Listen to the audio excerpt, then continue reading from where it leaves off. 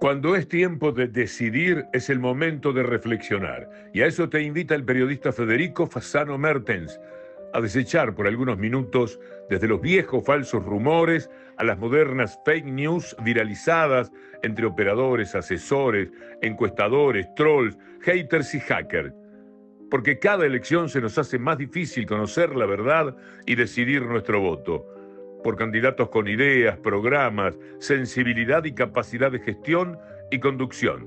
Por eso, Federico Fasano Mertens les propone este manual para indecisos, para reflexionar sobre lo que les importa, su vida, sus familias, su seguridad, educación, salud, vivienda, trabajo y jubilación.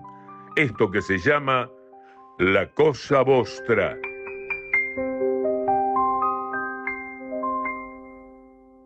Bienvenidos a esta quinta entrega de La Cosa Vostra, Manual para Indecisos.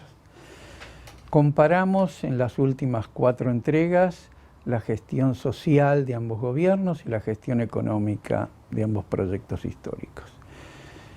Hoy comprobamos con datos oficiales a la vista que de la abundancia social pasamos a una escasez social sin precedentes y que de la abundancia económica pasamos a una escasez económica también sin precedentes. En la cuestión social verificamos que la disminución del gasto público social y la expropiación del salario real de miles y miles de millones de dólares a los trabajadores generaron la vuelta de las ollas populares, el aumento de la mendicidad, el aumento de la gente que vive en la calle.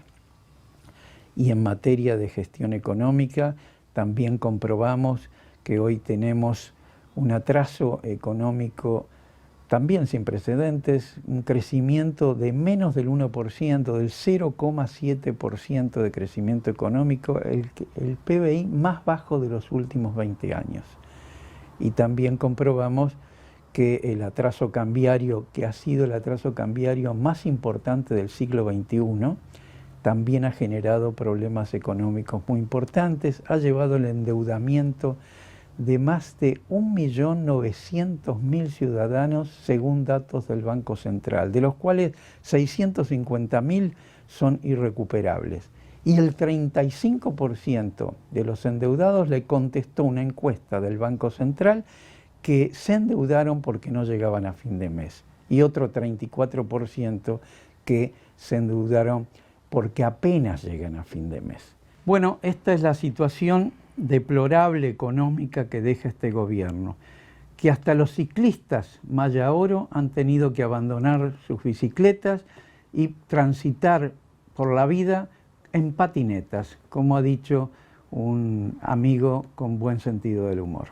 Pero veamos el tema de la comparación de la inseguridad pública, que es el tema de este quinto video que hoy les presentamos. Cuando ganó el Frente Amplio en el 2005, recibió un aumento del delito del 297% de los últimos 10 años. Del 1995 al 2005, el delito aumentó 297% y eso crispó a la sociedad. Recibe el Frente Amplio una sociedad crispada contra el delito y el presidente Tabaré Vázquez nombra de ministro del Interior a José Díaz, un político humanista, un dirigente honesto e inteligente del Partido Socialista, un intelectual de la teoría y la praxis de la convivencia. Y tiene como proyecto atacar las causas de la delincuencia y la rehabilitación de los delincuentes. Pero la mitad de la sociedad no quería eso. La mitad de la sociedad no le importaba la rehabilitación, le importaba que siguieran presos, que no los sacaran más de las cárceles. No pudo funcionar su proyecto y dignamente José Díaz se retira de ese cargo. El presidente Mujica, el segundo mandato del Frente Amplio, designa a Eduardo Bonomi ministro del Interior. El expertizaje de Bonomi se basa en los años duros que vivió en las cárceles de la dictadura, se basa en su cultura de la ruptura social, se basa en el enfrentamiento que tuvo con los aparatos estatales en las propias calles, se basa en el conocimiento de la realidad de la sociedad. Y mantiene y forma un plan que no solo vaya a atacar las causas de la delincuencia, sino también sus consecuencias. Para eso designa a Julio Guarteche, creo que uno de los mejores policías que ha tenido el Instituto Policial en su historia, junto con Roberto Rivero, otro policía destituido por el presidente Sanguinetti. Julio Guarteche ha sido un puntal en la gestión del ministro Bonomi. También lo ha sido el sociólogo Gustavo Leal, que en los últimos años acompañó a Bonomi en su gestión y que es uno de los expertos más importantes en materia de delincuencia que tiene el país. Pero no califiquemos la gestión, para mí extraordinaria, del ministro Bonomi, no la califico yo. Escuchemos lo que dice Larrañaga, que en el 2018, a un año ya de terminar la gestión de Bonomi, sostiene que el ministro Bonomi fue el mejor ministro del Interior de los últimos años. Pero por eso, escuchemos otras opiniones que no sean de izquierda. El BID, el Banco Interamericano de Desarrollo, declaró en el 2018 también que las políticas del Frente Amplio durante esos 14 años ejecutadas fundamentalmente por el ministro Bonomi habían convertido al Uruguay en el país más seguro de América Latina. Escuchemos otras opiniones sobre la gestión del Frente Amplio y del ministro Bonomi, opiniones totalmente insospechadas de izquierdismo, como por ejemplo, veamos lo que dice textualmente Lawrence Sherman, jefe de la Unidad de Criminología de la Universidad de Cambridge e integrante del famoso grupo del alcalde de Nueva York, Rudolph Giuliani, aquel, no sé si se acuerdan, que decía tolerancia cero. Bueno, este señor, miembro del grupo del alcalde de Nueva York, dice textualmente: estuvo varias semanas acá en Uruguay viendo la gestión del ministro Bonomi y viendo lo que hacía el Frente Amplio en materia de seguridad pública. Y declaró: el plan piloto uruguayo en las principales avenidas en solo 4 semanas redujo el 90% de los delitos en esas zonas.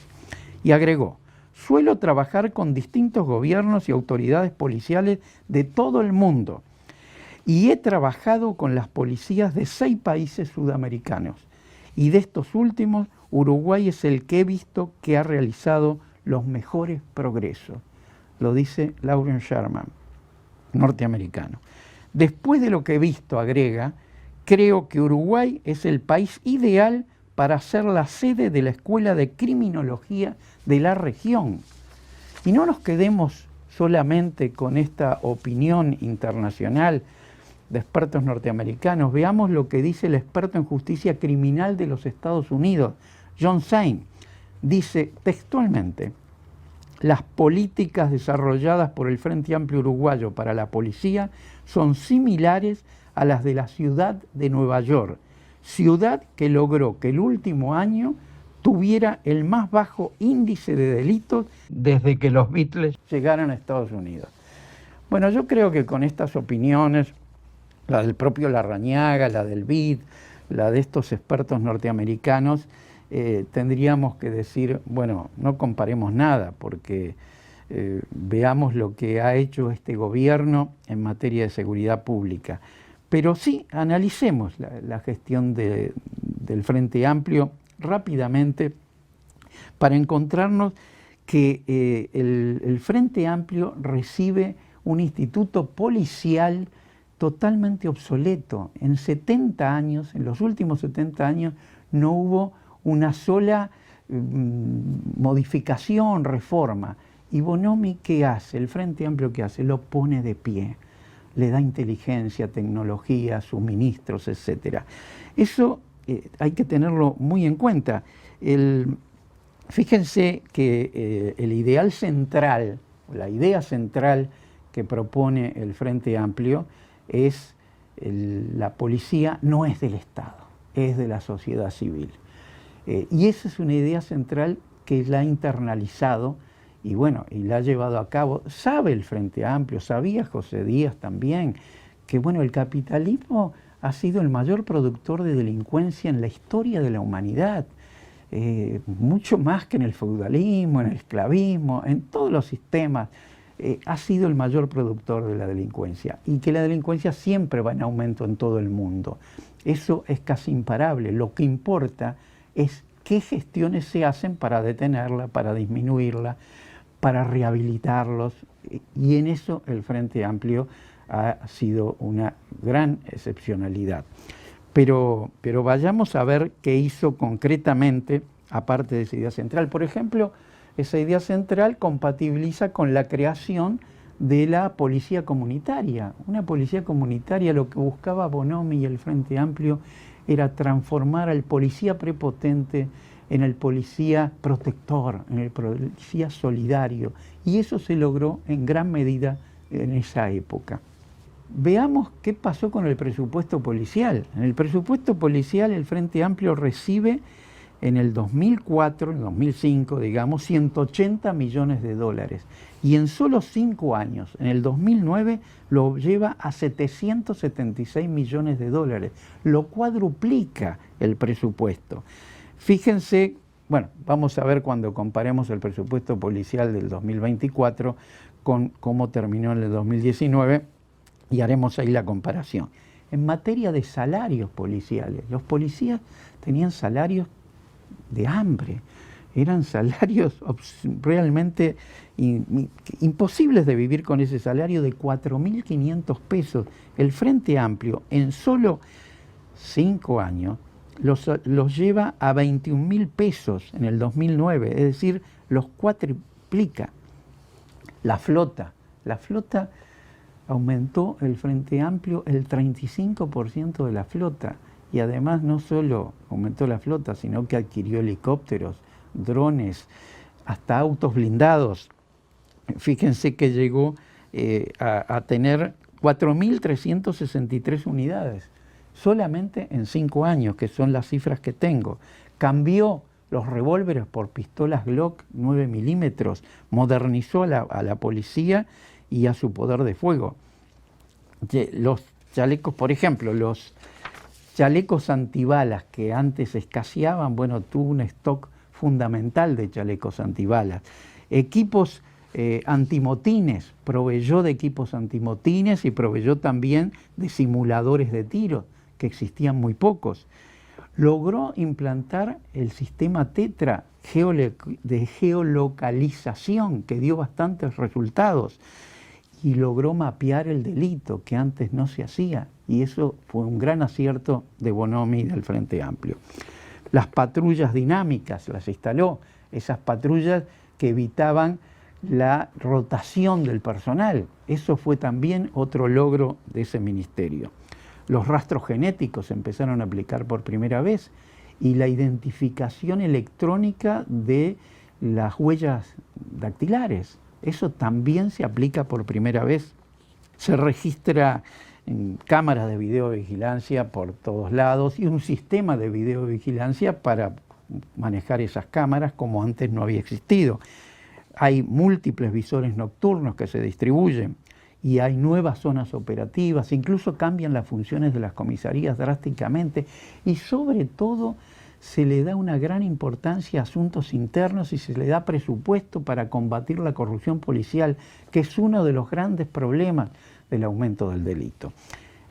Sobre lo que hizo el Frente Amplio, más todas las expresiones que hemos escuchado del BID, de los técnicos norteamericanos, del propio Larrañaga, bastaría aquí detenernos, ¿no?, compararlo con esto. Pero no puedo dejar pasar algo que no le llegó con todo su peso al Frente Amplio, que es el narcotráfico. La droga aparece en el Uruguay en el 2002, no estaba el Frente Amplio en el poder. Pero el Frente Amplio ya en el 2018 alerta, miren que se viene la cartelización en Uruguay, se viene en el país, hay que prepararse para ello. Ya empieza en el 2018 a advertirlo. Ya Leal, que es un experto en este tipo de de situación con el narcotráfico y empiezan a producir instrumentos para poder contenerlo y advertirlo. El nuevo gobierno no se entera de esto. Y el narcotráfico cambia el mercado criminal de este país. Lo cambia radicalmente, no solo por su poder de fuego, sino por su poder económico. Aquí se instala el Tren de Aragua y el primer Comando Capital. El Tren de Aragua son venezolanos y el otro, el primer Comando Capital, son brasileños que ya están en el país, ya llegaron al país, pese a la advertencia del Frente Amplio, se instalan ya y controlan gran parte del territorio.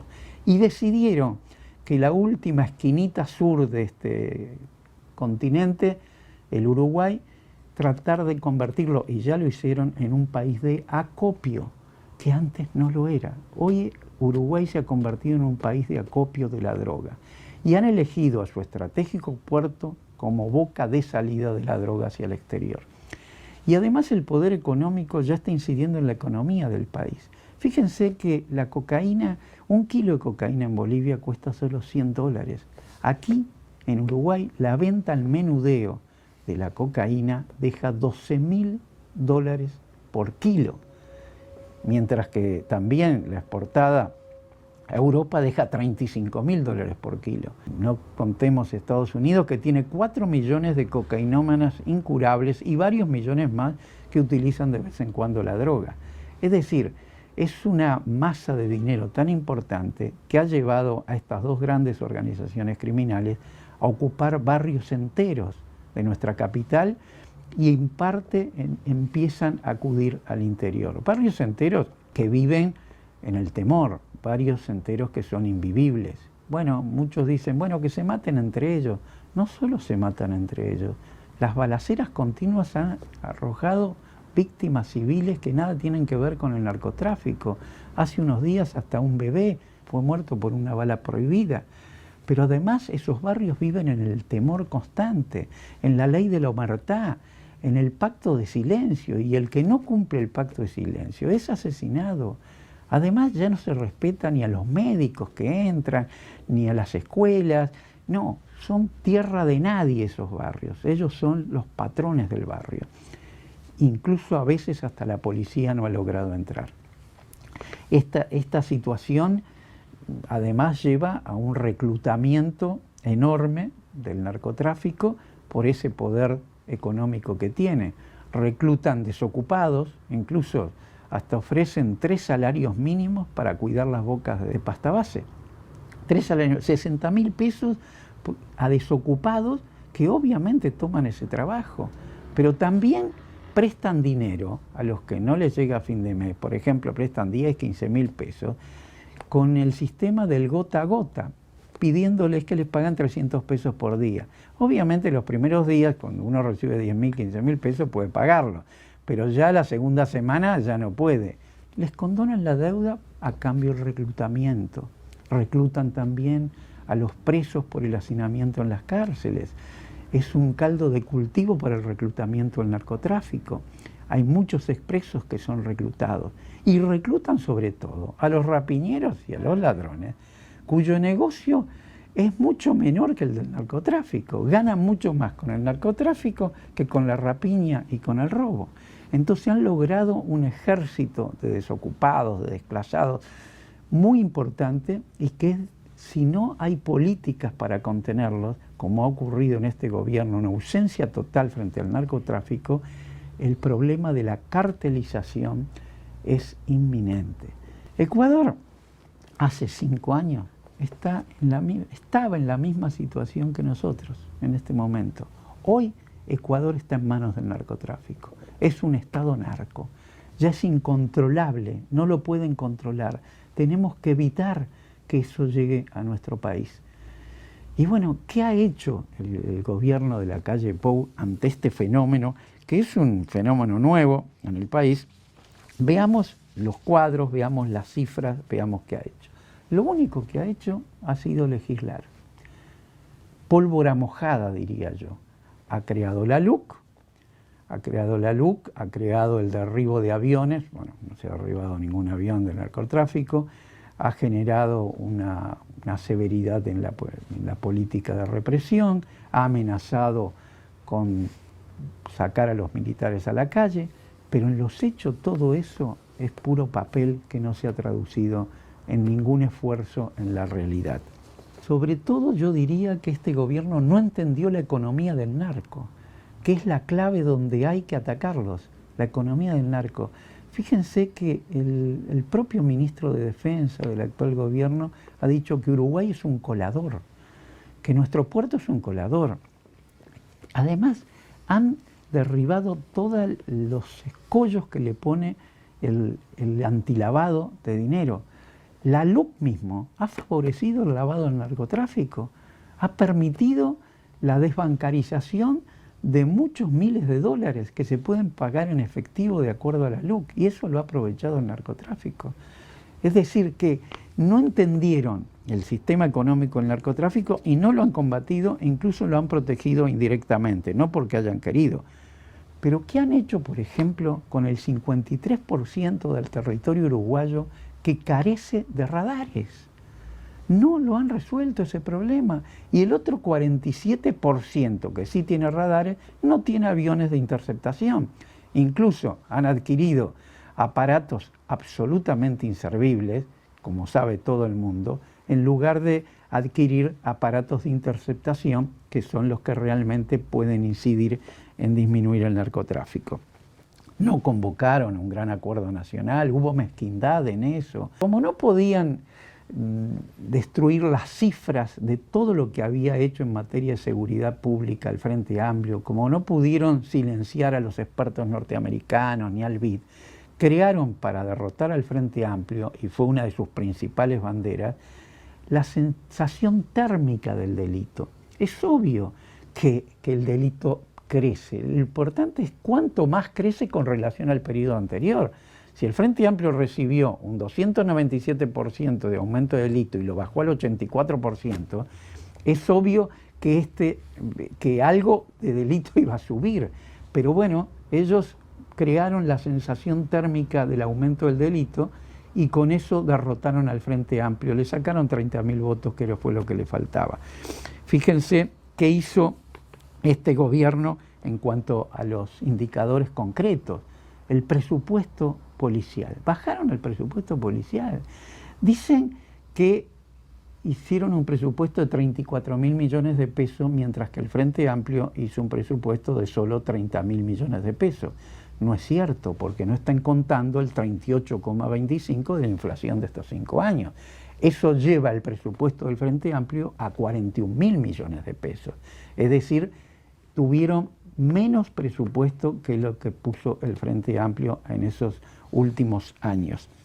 La densidad carcelaria es un escándalo. El Frente Amplio recibe, veamos la cifra, el Frente Amplio recibe en el 2005 un 181% de densidad carcelaria. ¿Qué significa esto? Que hay 81% de presos que no tienen cama, un 81% que no pueden ser alojados en las cárceles. Sin embargo, eran alojados produciendo el gran hacinamiento. El Frente Amplio baja ese hacinamiento al 95,1%. ¿Qué significa? Que sobran camas. Cuando le entrega las cárceles a la calle Pou, hay un 4,9% de presos que pueden ser alojados sin hacinamiento. Veamos las cifras de hoy, del año 2024. Tiene un 121% de densidad carcelaria. Es decir, hay un 21% de presos que no tienen lugar en las cárceles y sin embargo están en las cárceles. Eso provoca el gran hacinamiento. Vayamos a la cifra de cantidad de presos. En el 2019, el Frente Amplio le entrega a la calle Pou 11.535 presos y con la posibilidad de aumentarlos sin hacinamiento. Hoy, en el 2024, hay 16.098 presos, un 40% de aumento. Y este hacinamiento tan terrible es caldo de cultivo para el narcotráfico, caldo de reclutamiento, porque además el narcotráfico, muy inteligentemente, sale a defender a los presos hacinados y cuando salen de la cárcel los recluta. Ni hablemos de cómo están las cárceles, que se han convertido en cementerios, ¿no? Es decir, superaron que son la escuela del delito. Ahora es el peligro de ingresar a una cárcel. por las muertes, los descuartizamientos, los quemados vivos que hay, las violaciones. Es terrible la situación y se niegan a la emergencia carcelaria que ha sido sostenidamente pedida por el Frente Amplio. Veamos otro indicador de inseguridad pública, la rehabilitación y la reincidencia. El ministro Bonomi creó el Instituto Nacional de Rehabilitación con un notorio éxito. Él recibe el 70% de reincidencia y lo baja al 52%. Fíjense que en España bajar del 70% al 50%, casi igual que en Uruguay, le llevó 25 años. El Frente Amplio lo logró en menos de 10 años. Y hoy hay un informe reciente del Ministerio del Interior, de un muy buen asesor que tiene el Ministerio del Asesor, lo reconocemos, Sanjurjo, que reconoce que hoy la reincidencia volvió al 70%, otro gran fracaso de inseguridad pública de este gobierno. Pero bueno, veamos en qué ha tenido éxito en inseguridad pública este gobierno. Bueno, ha tenido éxito en la baja de rapiñas y de hurtos y de abigeato. De abigeato es donde mejor actuó. Obviamente este gobierno es el gobierno del quinto quintil, del quintil más privilegiado, que era el quintil más afectado por el abigeato, y eso prácticamente lo terminó. Y en cuanto a rapiñas y hurtos contra la propiedad privada, sí, reconocemos que bajó, pero veamos las causas de por qué bajaron las rapiñas y por qué bajaron los hurtos. En primer lugar, por la pandemia. Durante 1 año y medio prácticamente no hubo rapiñas ni hurtos. Eso es una gran verdad. Y después, por lo que dijimos, el narcotráfico, el reclutamiento de rapiñeros y ladrones que ganan mucho más con el narcotráfico que arriesgándose con rapiñas y hurtos en la calle. Y además, quiero señalar otra cuestión que no la puedo probar, pero que es también una sensación térmica, que hay mucha gente que no denuncia los hurtos y las rapiñas. Y que las que denuncian, no las denuncian entre otras cosas por las largas colas que hay que hacer, las horas que se pierden, y además porque muchas veces el que toma la denuncia, vaya a saber qué instrucciones tiene, cuando es rapiña la puede pasar a hurto, cuando es hurto ni siquiera lo pasa a fiscalía. No tengo forma de probar esto, pero de que existe un nuevo criterio en la toma de las denuncias, existe. De todas maneras, esa no es la causa principal de por qué bajaron las rapiñas y los hurtos, sino la pandemia y el narcotráfico, el reclutamiento del narcotráfico. Veamos un indicador que es fundamental, que es la violencia letal. Es así que ha subido a niveles incomparables. Fíjense que el Frente Amplio entrega 8 homicidios por cada 100.000 habitantes. Y este gobierno tiene 11,2 homicidios por cada 100.000 habitantes, una suba muy importante. Las últimas informaciones indican que hay un homicidio cada 23 horas. Un homicidio cada 23 horas. 11,2 homicidios cada 100.000 habitantes. Bueno, para evitar la cartelización, para evitar vernos en el espejo de Ecuador, para lograr que este no sea un país invivible como comienza a serlo, hay que profundizar las políticas que el Frente Amplio, con gran éxito, logró en los últimos 10 años de su gestión. Y ante la incorporación a la realidad del mercado criminológico del narcotráfico, se requieren nuevas políticas. El Frente Amplio ya probó el éxito, lo han reconocido los organismos internacionales. Es el que tiene la capacidad para profundizar esas políticas y enfrentar al narcotráfico, para que este país vuelva a ser un país vivible. Muchas gracias por haberme escuchado. Los espero el próximo viernes a las 18 horas para ver la 6ª edición de Manual para Indecisos, aunque quizás tengamos que adelantar la entrega porque creo que el viernes comienza la veda. Y bueno, no queremos violar la veda, probablemente tengamos que entregarlo unos días antes. Muchas gracias y hasta la próxima edición. Gracias por compartir este manual para indecisos que les propone el periodista Federico Fasano Mertens de camino a las elecciones nacionales, para reflexionar y decidir sobre lo que importa, la cosa vostra.